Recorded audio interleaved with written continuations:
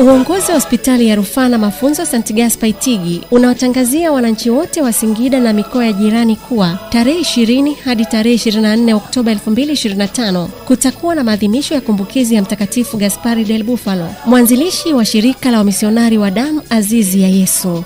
Katika maadhimisho hayo, hospitali kwa kushirikiana na Chuo cha Afya na Sayansi Shirikishi cha St. Gaspar Itigi itatoa bure huduma mbalimbali za kiafya kwa wananchi wote wenye changamoto za kiafya. Pia katika kipindi hiki kutakuwa na kambi maalumu ya matibabu bobezi ya kinywa na meno itakayoendeshwa na madaktari kutoka nchini Marekani kwa kushirikiana na madaktari wetu.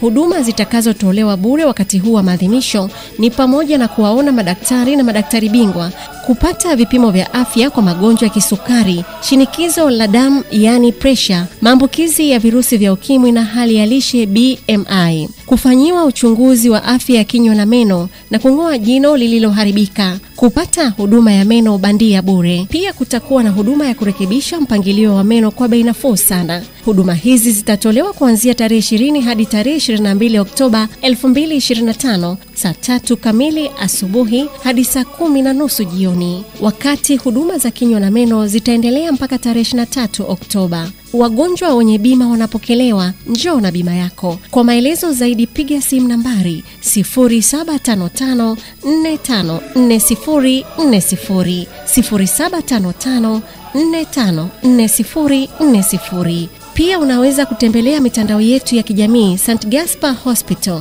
Tafadhali usikose fursa hii muhimu. Sisi tunasema tibu, fariji, elimisha.